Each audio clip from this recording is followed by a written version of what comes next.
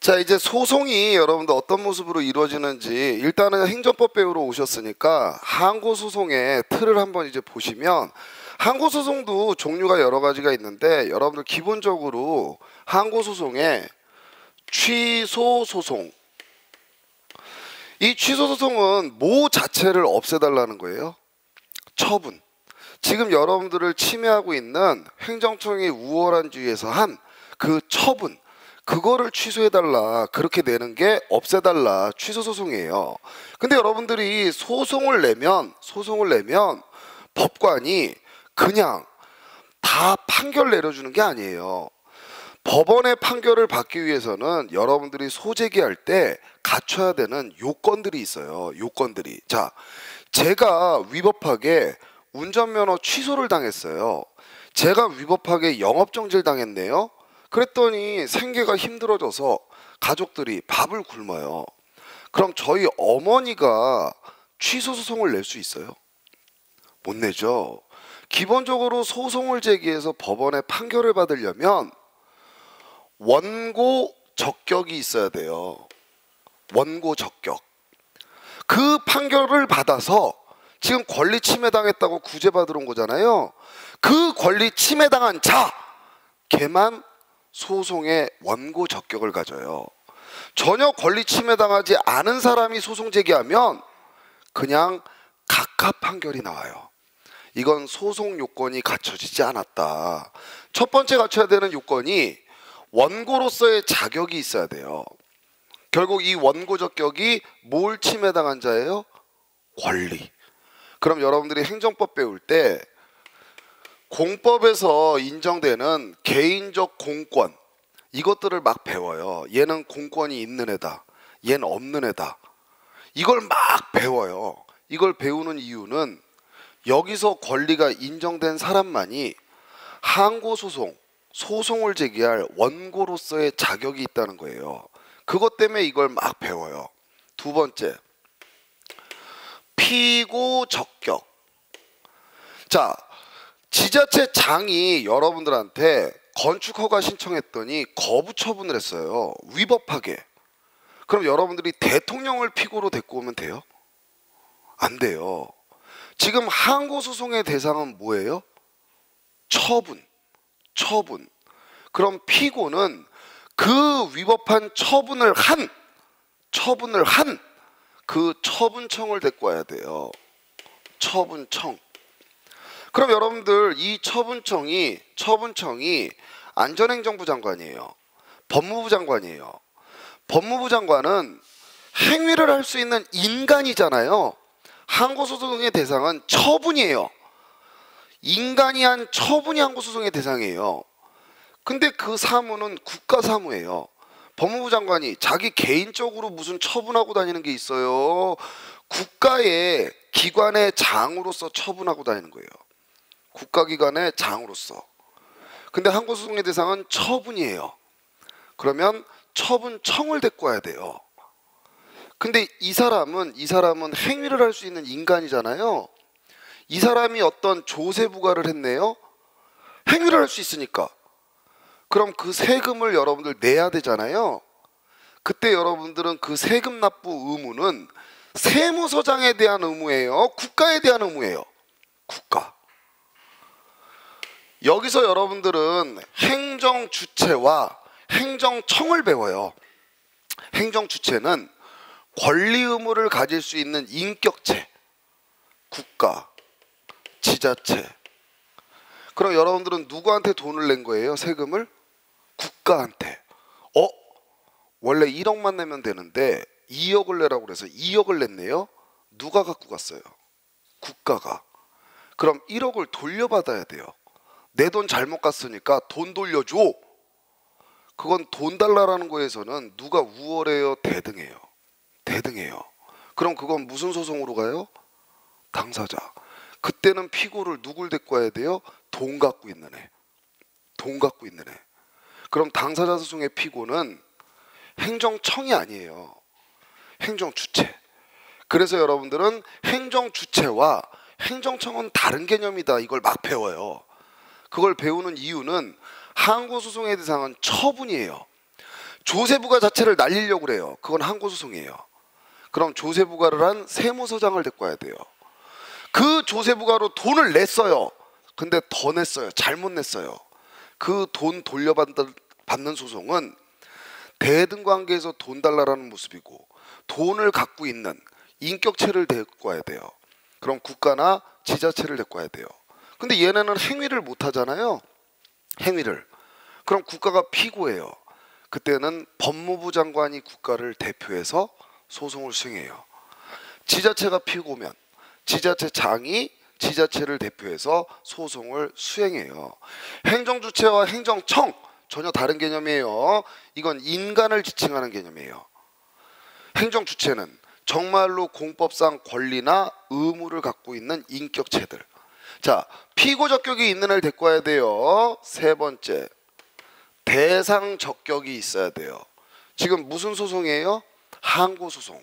그럼 뭐만 갖고 와야 돼요? 처분. 처분이 아닌 건 항고소송으로 들어오면 받아줘요, 안 받아줘요? 안 받아줘요.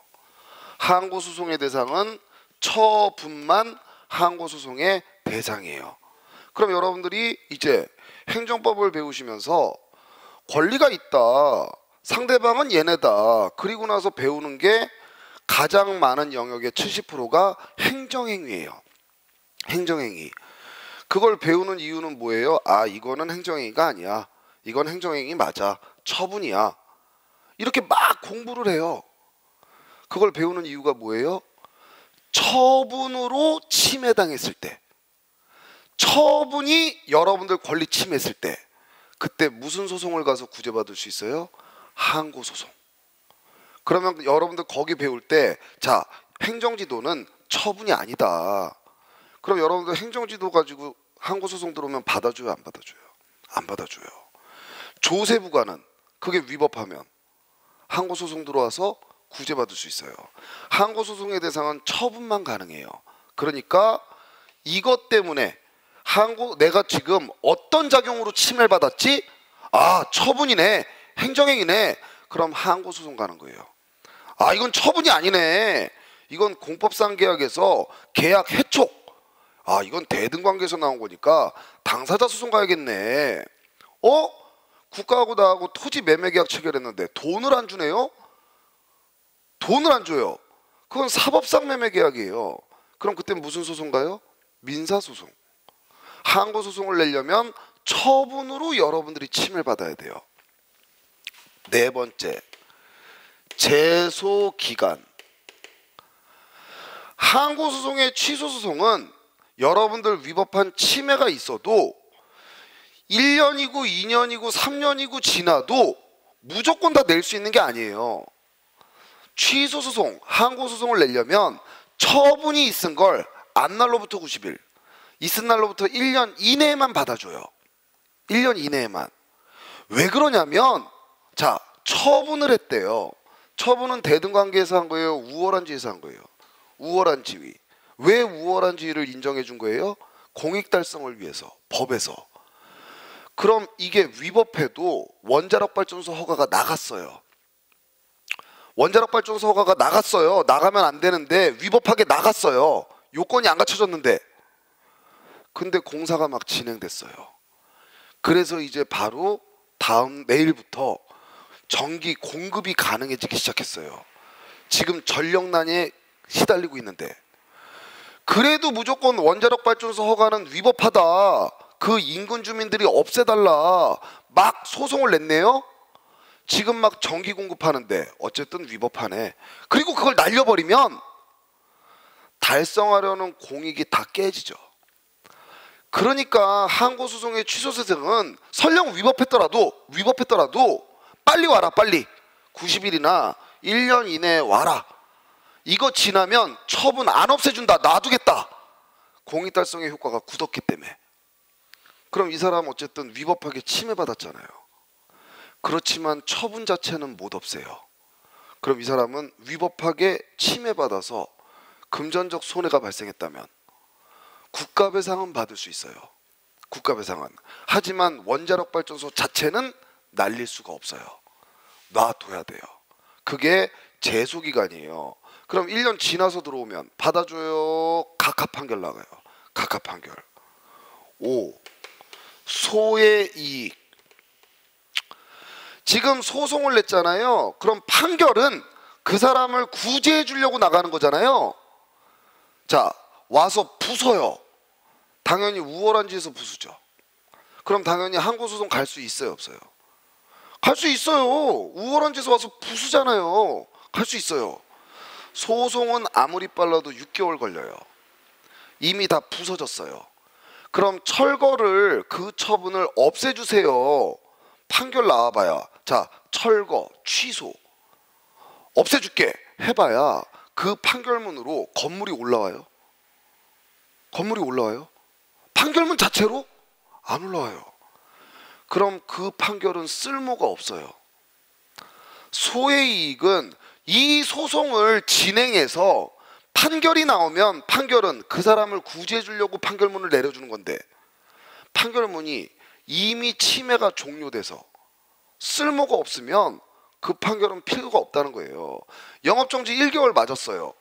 영업정지 1개월. 당연히 소송 제기할 수 있어요, 없어요? 있어요. 근데 소송 중간에 영업정지 1개월이 지났어요. 그 사람 영업하고 있어요. 그럼 영업정지 위법하다. 판결문 나가봐야 얘 영업하게 해주려고 판결문이 나가는데 이미 영업하고 있어요. 그럼 이미 1개월 영업 못한 거, 한 것처럼 돼요? 쓸모가 없더라는 거예요. 그럼 그런 경우에는 국가배상 같은 금전적 배상을 받아라.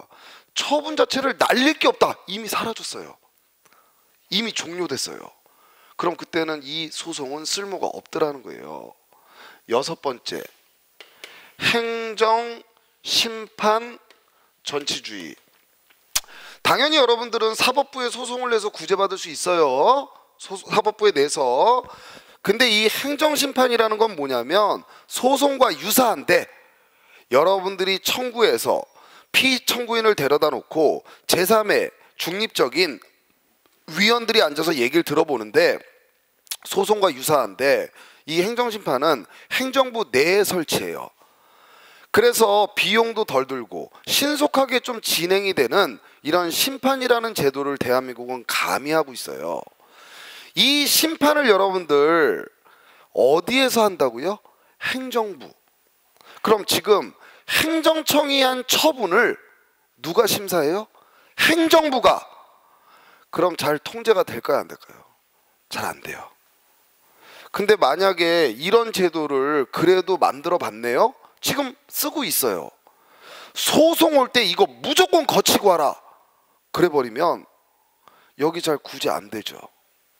근데 거치고 오라고 강요하면 이건 국민의 재판 청구권을 과도하게 제한해요. 그러니까 이런 제도를 만들면서 반드시 거치고 소송하라. 그렇게 하는 게 맞아요. 거쳐보고 싶은 사람은 거치고, 그냥 오고 싶은 사람은 그냥 와. 임의적으로 만들어놨어요. 임의적으로. 여러분들이 거쳐도 되고 안 거쳐도 되고. 이 6가지 요건을 갖춰야 돼요.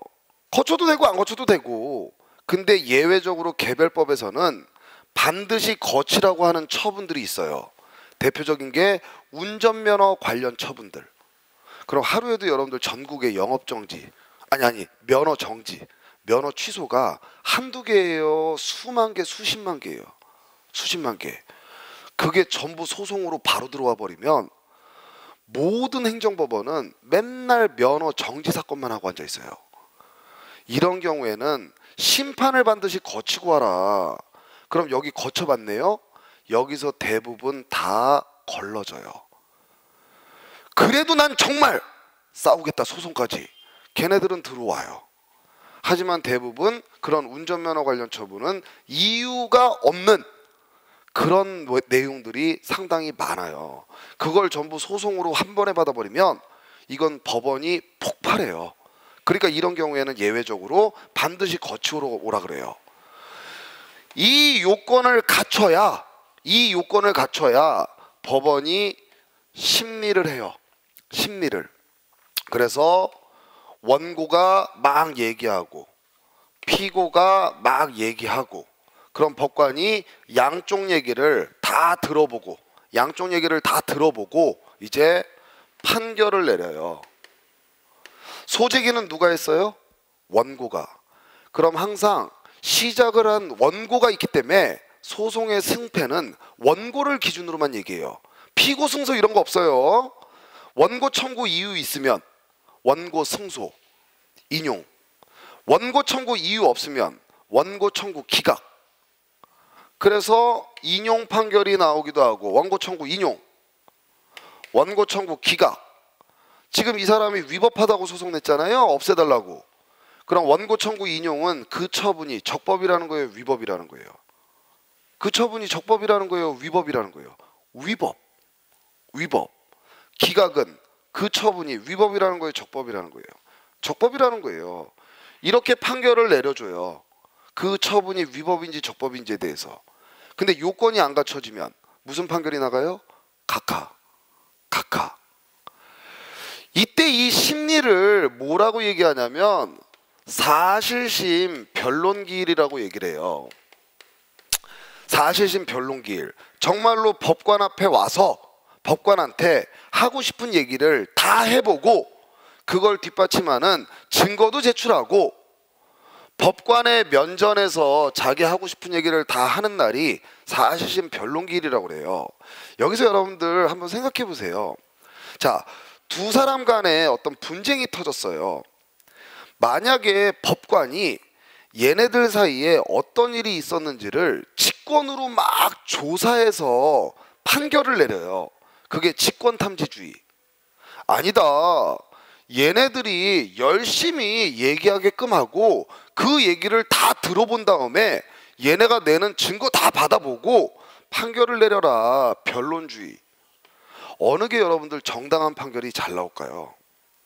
자, 법관이 지금 무슨 일이 있었는지 증거를 수집하러 다니네요. 여러분들한테 불리한 증거예요. 그럼 여러분들 어떻게 해요? 그거? 없애요.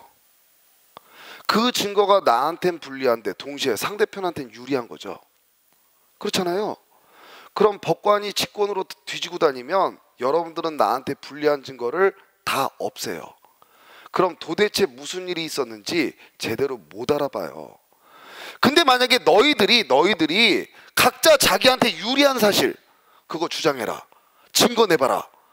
그럼 원고는 위법이 되는 증거 이걸 계속 내요. 그럼 자기한테 유리하죠. 동시에 얘한테는 불리해요. 얘도 너한테 유리한 거 한번 내봐라. 그럼 얘가 자기한테 유리한 증거 그걸 막 내요. 동시에 얘한테는 불리한 거예요. 변론주의를 채택해야 정말 얘네들 사이에 어떤 일이 있었는지를 다 볼 수 있어요.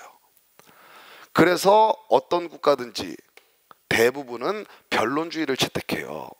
그래서 소송은 법관이 직권으로 개입하는 게 아니라 여러분들이 나한테 유리한 사실을 주장하고 말만 하면 믿어요, 법관이?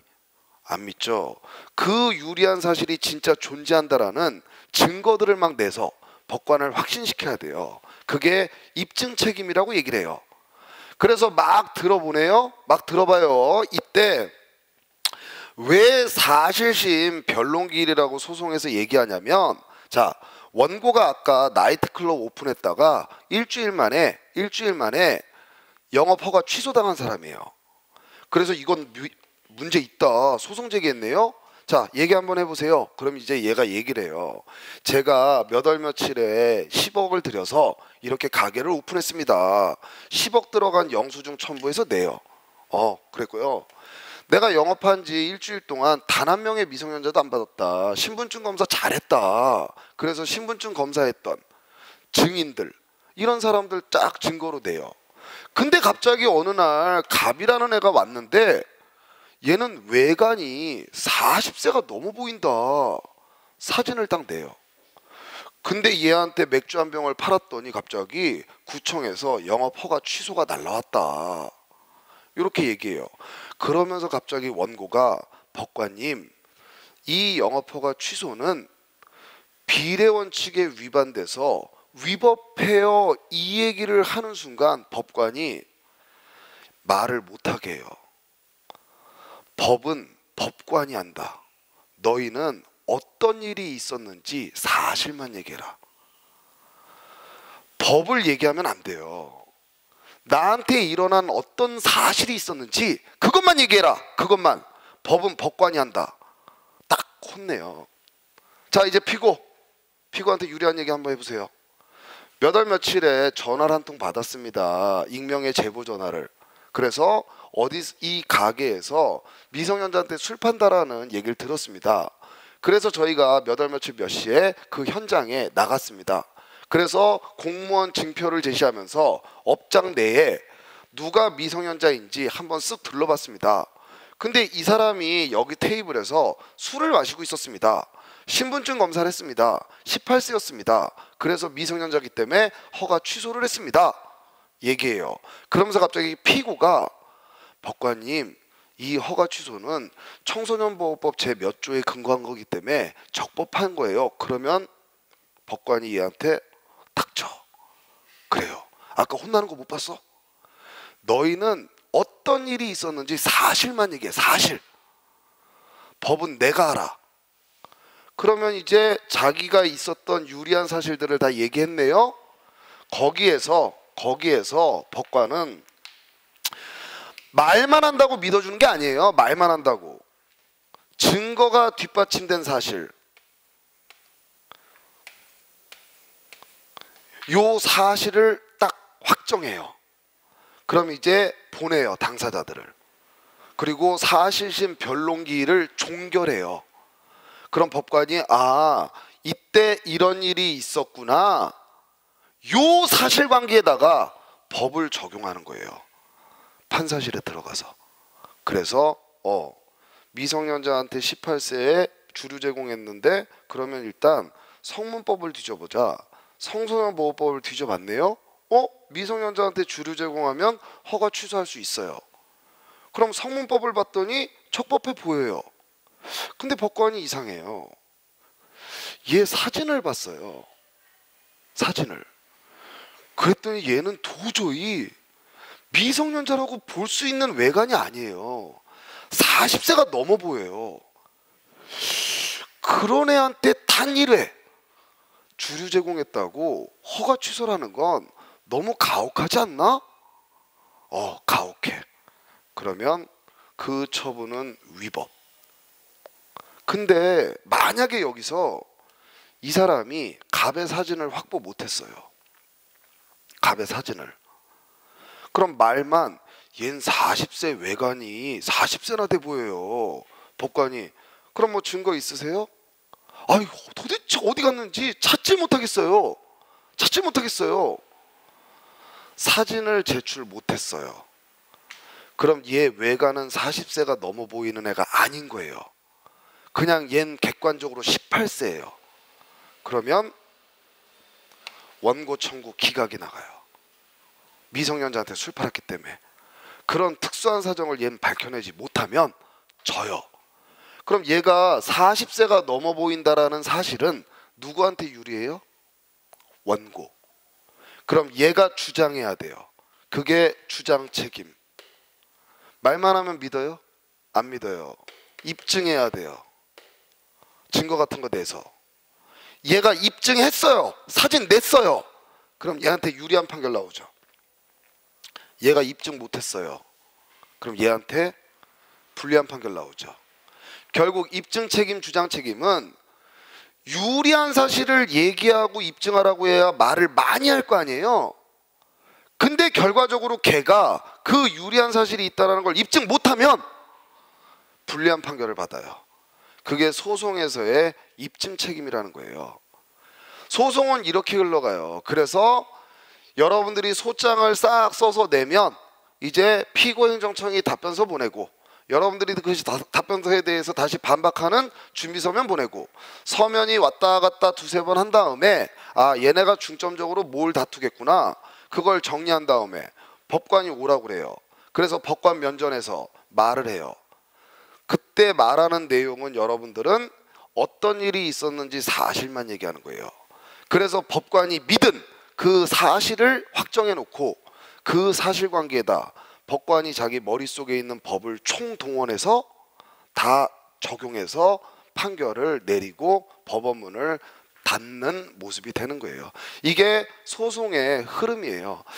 자, 그래서 오늘은 요 정도 이제 행정법 개관에 관해서는 요 정도 하는 걸로 하고, 그 하나 이렇게 A4지 이렇게 나눠준 게 공부 방법인데, 그냥 여러분들 혼자 읽어보셔도 되지만 간단하게 이제 공부 방법을 설명해 드리면, 여러분들 행정법이 어떤 수험생들이든지 객관적으로 점수가 가장 높다는 건, 행정법은 암기 과목이 아니면서 정말 제대로 접근하면 여러분들 시험이 다가올 때 다른 과목들 암기 과목 많잖아요. 거기에 시간을, 암기 과목은 계속 보지 않으면 잊어먹어요. 시험이 다가오고 있는데 행정법을 암기로 배워버리면 이것도 외우고 있어야 돼요, 그때. 그럼 시간이 너무 부족해요. 행정법은 제대로 배워놓으면 여러분들 머리에 깔리는 순간 시험이 다가올수록 그렇게 많이 볼 필요가 없어요. 그 시간은 다른 과목한테 배정해줘도 돼요, 제대로 배웠을 때. 근데 왜 행정법을 여러분들이 힘들게 생각하냐면, 일단 행정법에 등장하는 용어들이, 자, 보세운송면허세, 여러분 들어본 적이나 있어요? 보세운송면허세 들어본 적 없어요. 들어본 적이 없어요. 대규모 주택사업 계획 승인 들어본 적 없어요. 무수히 많은 처분들을 배우는데 그 용어 자체가 실생활에서 여러분들이 한 번도 써본 적이 없는 표현들이 많아요. 그러니까 이거를 읽다가 이건 뭐야 그러면서 순간적으로 자꾸 책을 읽다가 멈춰요. 모르는 표현, 모르는 내용이 이렇게 나오면 그냥 넘어가야 돼요. 물음표하고. 왜 그러느냐, 기본서가 여기서 시작해서 만약에 여기서 끝난다고 하게 되면 기본서 1페이지에도 여기서 배우는 내용이 한 줄 언급돼 있어요. 1페이지에도. 2페이지에도 여기서 배워야 되는 내용이 이렇게 언급이 돼 있어요. 기본서라는 건 강의를 다 듣고 내가 한 번 읽어보고 그걸 전제로 두 번째 읽을 때는 이거 그거였지, 이것들을 전부 커버할 수 있게 만들어야 되기 때문에 기본서는 아직 안 배운 영역들이 앞에 나올 수밖에 없어요. 그리고 어색한 표현들이 있어요. 듣도 보도 못한. 물음표하고 넘어가면 돼요. 그럼 이 부분을 여기서 배워요. 이 부분을 여기서 배우고, 그럼 이제 한 번이 끝났잖아요. 그럼 기본서는 온통 물음표 천지예요. 물음표 천지. 멈출 필요가 없어요. 본인이 앉아서 여기 지금 배우지도 않았는데 이건 뭐야? 고민해봐야 풀려요? 안 풀려요. 안 배웠어요 아직. 그냥 쭉쭉 읽는 거예요. 쭉쭉. 모르네? 이거 왜 오늘 설명 안 했지? 물음표. 자, 1회독이 끝났어요. 이 물음표 작업할 때는 여러분들 반드시 샤프를 써야 돼요.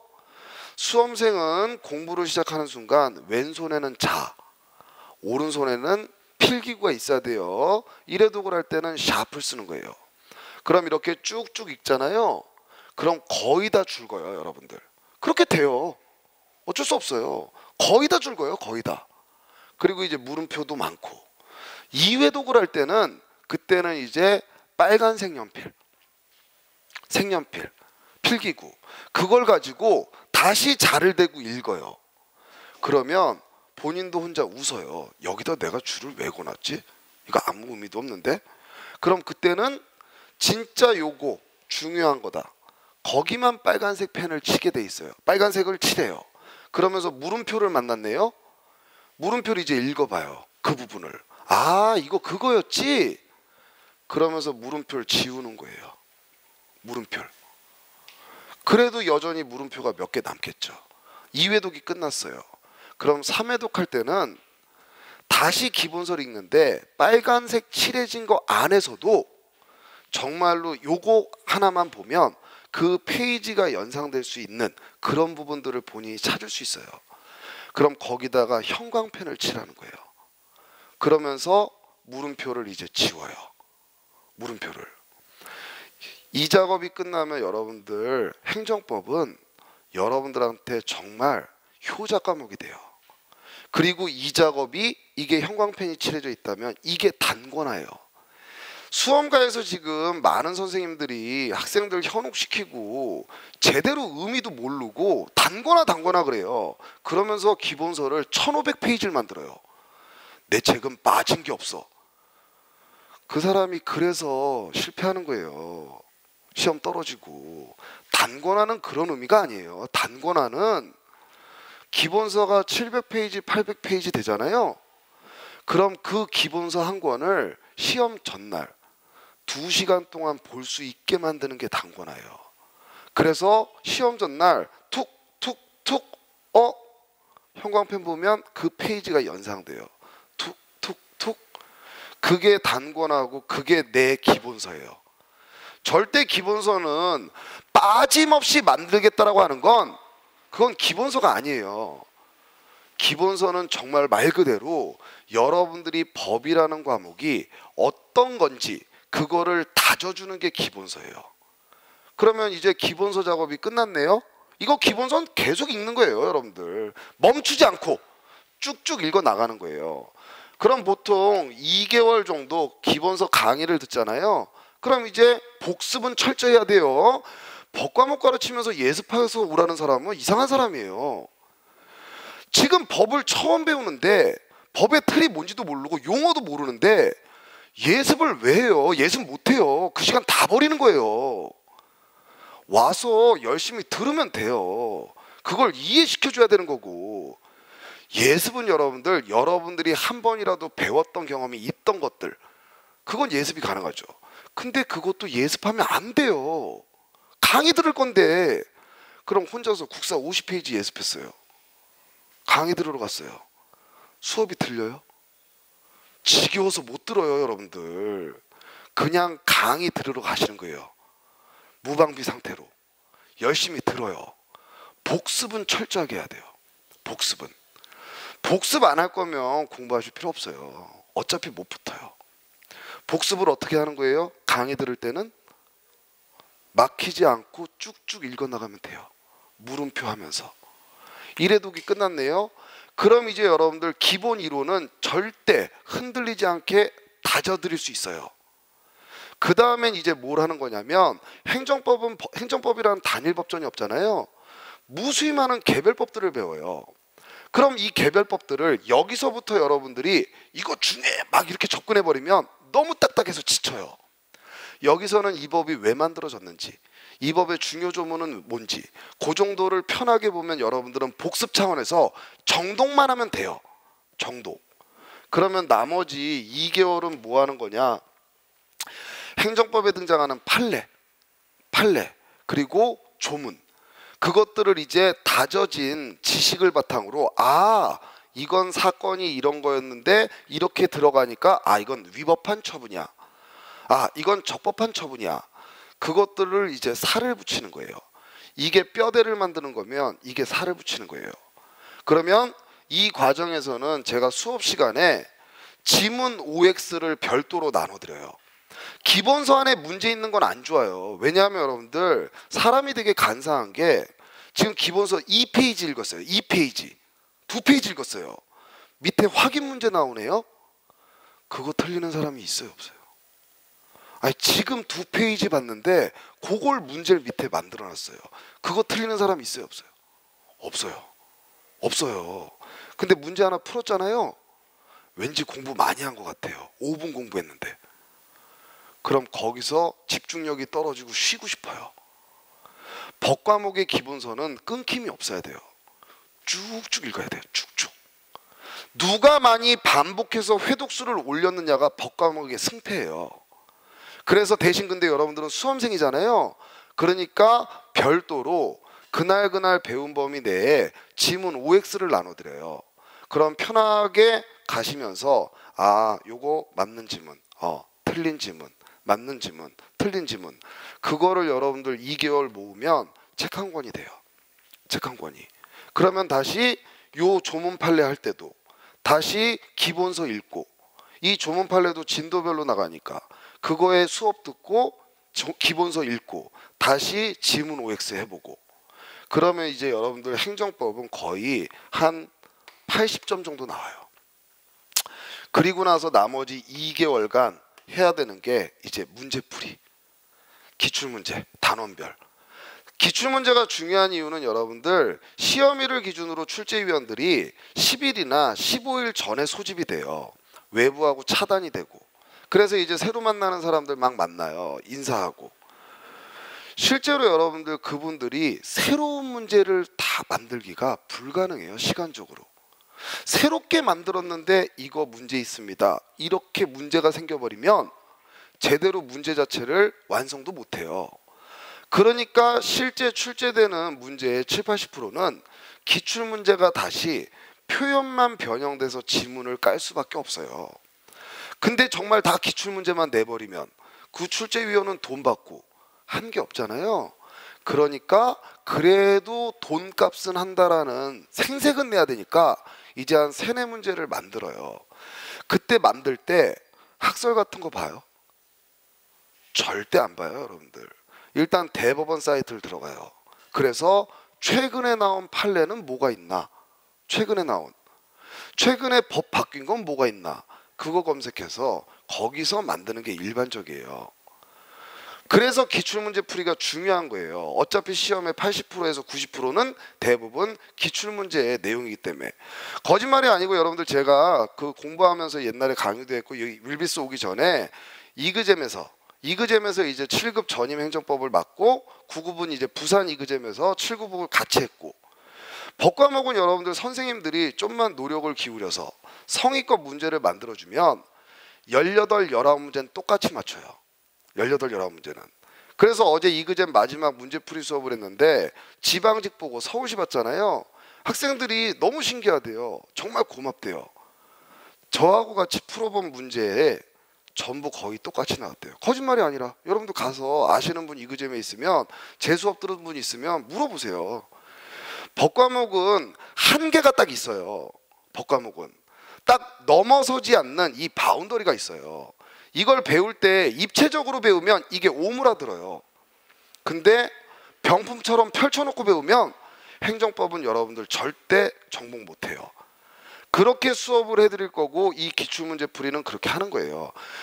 요 작업까지 끝나면 이제 여러분들은 행정법 어느 시험을 봐도 만점이든 하나 이 정도 틀려요. 정말로 출제자가 이건 틀려라라고 내는 문제는 여러분들만 못 푸는 게 아니라 저도 못 풀어요. 그게 내용이 어려운 게 아니라 뭘 물어보는지 자체를 잘 모르겠어요. 문제 자체가 갖고 있는 의미가 없어요. 말장만 난 네 해요. 그러면 시험장에서는 저도 실수할 수 있어요. 틀릴 수 있고. 그런 문제를 만났다고 갑자기 큰일 났다, 그렇게 겁을 먹으실 필요가 전혀 없어요. 그 문제는 어차피 다 틀린다고 생각하시면 돼요. 이 작업까지가 끝나고 나면 이제 시험 전에 이제 기출문제 푸셨잖아요. 그럼 여러분들은 다른 과목, 암기 과목 그것들에 이제 비중을 두는 거예요. 그리고 나서 이제 실전 예상 문제 전범위 그것들로 이제 행정법 감을 유지만 하면 돼요. 감을. 그럼 행정법은 여러분들 정말로 여러분들 고득점할 수 있는 가장 효자 과목이에요. 그렇게 이제 여러분들한테 전달을 하려고 변호사업을 접고 이제 강의를 본격적으로 이제 시작을 하는 거고, 그리고 여러분들 선생님들 선택할 때 제가 노량진에 이렇게 이제 2년 전에 다시 오면서 너무 슬펐던 게 이 수험가가 너무 돈이나 이런 상권하고 맞물리니까 갑자기 거기다가 9급 공무원 시험에 행정법이 아닌 다른 선택 과목이 등장하니까 그 제도를 좀 뭐라고 그러지 않아요. 국가정책이 그렇게 하겠다면 그건 따르는 거예요. 수험생 입장에서는 자기 자신 있는 거 골라서 들어가면 되는 거고. 근데 문제는 행정법 공부를 해보지도 않은 사람이 갑자기 2달 공부하고 와서 행정법을 가르쳐요. 이게 선택이 도입 안 됐을 때는, 행정법이 필수였을 때는 서로 전문성들이 있어서 딱 격차가 벌어지기 때문에 강의로 승부했던 세상이기 때문에 감이 오지도 못해요. 근데 이게 동영상 시장이 커지고 갑자기 선택 과목이 되다 보니까 이상한 다른 공부하던 사람이, 다른 거 가르치던 사람이 슬쩍 행정법도 하나 딱 해요. 그래서 어떤 사람은 막 4과목, 3과목 가르쳐요. 더 웃긴 건 행정법 가르치던 사람이 사회 과목이 돈 된다 생각하니까 사회도 같이 가르쳐요. 그건 정말 수험생 갖고 장난하는 거예요. 그럼 여러분들이 지금 저한테 행정법 배우고 내일 학원 가서 강의하는 거랑 뭐가 달라요? 그렇잖아요. 전문성이 없는데, 지식이 없는데, 그러다 보니까 맨날 강의하면서 뭐라는 줄 알아요? 행정법은 논리의 과목입니다. 이해의 과목입니다. 근데 본인이 아직 이해 못한 상태에서 강의는 하겠다고 했고 돈은 벌어야 되니까 외우라고 하는 거예요. 그런 사람들은 진짜 사라져야 돼요. 그런 사람들은. 그리고 또 하나 문제는 뭐냐면, 자, 여러분들 예를 들어서 여러분들 눈앞에 정말 사귀고 싶은 이상형이 등장했어요. 이상형이. 근데 2명이 다 그 사람을 원하네요. 그 사람하고 사귀고 싶어요. 한 명은 책만 봤어요. 한 명은 연애 경험이 있어요. 누가 성공해요? 연애 경험이 있는 사람이. 실제로 여러분들 수험생들한테 물론 지식도 그렇지만 정말로 여러분들이 합격할 수 있는 작은 습관들, 좋은 습관들, 절대 가져서는 안 되는 것들, 이런 것들은 합격해 본 사람만이 얘기해 줄 수 있어요. 합격해 본 사람만이. 그래서 제가 다시 강의를 하려고 다시 2년 전부터 온 거예요. 그리고 시험에 합격한 사람 중에서도 자기가 공부했던 행정법이라는 과목이 있는 시험에 합격한 사람이 가르쳐야지, 그 과목을 배우지도 않았는데 공부해 본 적도 없는데 또 슬쩍 하나 더 가르치겠대요. 그건 정말로 인생을 걸고 수험가에 처절하게 공부해서 내 인생을 만들겠다는 학생들 놓고 장난하는 거예요, 정말로. 그래서 여러분들 오늘 짧게나마 2시간 이렇게 수업 들어보셨지만 제가 여러분들한테 약속드릴 수 있는 건 지식은 당연하고 여러분들 쉽게 그냥 객관적으로만 봐도 일단 저는 시험에 합격해 봤잖아요. 합격했잖아요. 제가 원했던 시험에 행정법 공부했고 다른 과목들도 다 했고. 그럼 여러분들 제가 이렇게 동영상을 찍어도 이렇게 자신 있게 잘못된 선생님들 깔 수 있는 건 그 사람들이 저보고 실력 없다고 그럴 수 있어요? 그 사람들이 저보고 야, 저 사람 실력 없는데 말만 살았어, 그럴 수 있어요? 못 그러죠. 누가 저한테 실력 없다고 그래요. 그건 말도 안 되는 얘기죠. 그 얘기하는 순간 자기가 바보 되는 거죠. 그건 당연하고, 지식을 재밌게 쉽게 전달하는 건 당연하고, 수험 생활이라는 게 그렇게 만만치 않아요. 시작할 때는 열정을 갖고 하지만 시간이 흐르면 체력도 떨어지고 슬럼프도 오고 그러다 보면 방황도 하고, 이랬을 때 어떻게 생활해야 내가 다시 원점으로 오지? 이런 것들은 정말로 치열하게 수험 생활을 해서 그거를 넘어본 사람만이 얘기해 줄 수 있어요. 그런 부분에 대해서는 제가 다른 어떤 선생님보다 여러분들한테 좋은 선생님이 될 수 있다라는 자신하에 이제 강의를 다시 하게 된 거고, 잠깐만 이제 제 얘기하면, 저는 기본적으로 이 강의 자체가 다른 선생님들하고 비슷할 수도 있고 다를 수도 있는데, 저는 다른 선생님들 강의를 안 봐요. 제가 재공부할 때도 저는 강의를 안 들었어요. 그냥 제가 책을 봤어요. 그리고 저는 수험 생활을 10년 동안 사회생활 하다가 30살이 넘어서 공부를 시작했어요. 그럼 여러분들 대부분 21살, 22살 막 이 젊은 나이에 수험 생활을 하면 대충 이해 안 되면 자기는 암기력이 있다고 생각해서 외워버려요. 그래요. 근데 제가 애초에 공부를 시작할 때 나이가 들어서 시작했기 때문에 다른 수험생들보다는 전 암기력이 없다라는 전제로 공부 시작했어요. 전 암기력이 없다라는 걸 전제로. 그래서 제가 어떻게 공부하는 게 법 공부가 제대로 된 건지를 정말로 암기하지 않고 정말로 어떻게 접근하는 게 가장 좋은 공부 방법인지를 연구를 많이 했고, 그걸 실제로 제가 실천했고, 그래서 그래도 제가 원했던 시험에 남들보다는 공부했던 시간이나 이런 것들 짧게 합격할 수 있었던 거예요. 그건 여러분들 절대 제가 잘나고 똑똑해서가 아니에요. 기본적으로 정말 열심히 했어요. 정말. 그러면서 행정법 공부할 때, 그리고 강의를 했었어요. 제 시험 공부를 할 때. 나이가 들어서 이제 공부를 하다 보니까 집에서 공부할 때 생활비 달라고 그러기가 싫더라고요. 그래서 직장에 생활했을 때 모았던 돈, 그거 가지고 이제 하다가 그게 이제 좀 떨어져서 그때 여러분들 강의를 시작했었어요. 2003년도에 강의 2003년도 7월 17일 재연절에 그때 정말 젊었죠 뭐. 그때 이제 강의를 시작해서 시험에 그걸로 이제 생활비하고 시험에 합격하고 이제 연수원 가면서 이제 강의를 하면 안 되기 때문에 연수원은 공무원 신분이기 때문에 영리 목적의 외부 활동을 하면 안 돼요. 그걸 하게다 걸리면 징계를 받아요. 그러니까 어쨌든 전 강의가 계속 하고 싶었는데 부득이하게 이제 연수원 때문에 강의를 못했고 그러다 보니까 이제 강의 그 노량진 쪽이나 이쪽에서 좀 멀어지게 됐고 그러다가 이제 변호 사업을 했는데 변호 사업을 한 4, 5년 하다 보니까 너무 힘든 거예요. 적성이 안 맞아요. 저는 스타일이 이제 같이 겪으시면 전 별로 고민을 하는 스타일이 아니에요. 제 걱정도 별로 고민 안 해요. 근데 이게 변호 사업이라는 게 법률적으로 고민거리 있는 분들한테 돈 받아서 그 고민을 제 머리에 넣어야 되잖아요. 그게 너무 힘들더라고요. 그래서 이제 내가 그동안 했던 직업 중에 어느 게 가장 보람 있고 재밌었나, 적성에 맞나. 그래서 생각해 보니까 이제 나는 옛날에 학생들 가르쳤을 때가 정말로 기억에 가장 남고 보람도 있었던 것 같다. 그 생각하에 이제 2년 6개월 전에 다시 이제 와서 혹시 아는 분이 누가 있나 봤더니 이제 지금 제 책을 내주시는 출판사 사장님이 우연찮게 이제 만났는데 저 다시 강의 가고 싶어서 왔습니다 했더니 옛날에 이제 저 강의하는 걸 보셨었거든요.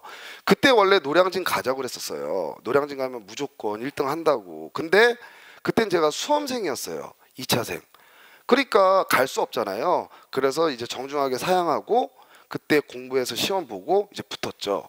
근데 이제 그 당시에 강의했던 거를 보셨기 때문에 이번에 다시 왔더니 저 다시 강의 가고 싶어서 왔습니다 했더니 뭐 두 말도 안 하고 바로 책 내주시겠다고. 그래서 이제 2년 전에 책을 내고 그리고 이제 강의를 했습니다. 그래서 이그잼에서 주로 했는데 어쨌든 또 더 좋은 윌비스에서 좋은 기회가 와서 그리고 올해 1월부터는 변호 사업 자체를 휴업을 했어요. 아예 전념하려고 강의를 아예 전념하려고 이제 왔기 때문에 올해 1월부터는 아예 사건 자체를 안 받고 그 강의만 합니다. 강의만. 그래서 이제 저도 열심히 공부해서 여러분들이 이제 또 가르칠 거고 여러분들도 혹시나 수업을 들어오시게 되면 정말로 선택을 정말 잘했다. 선생님만큼은 정말 선택 잘한 것 같다. 그런 마음을 꼭 심어드리려고 저도 이제 계속 노력해야 되고 그래서 저도 그 정독실에서 공부해요. 오전에는 그 행정법 그 교수님들 책이 매년 이제 나오면 무조건 전 매년 사요. 그래서 또 봐요.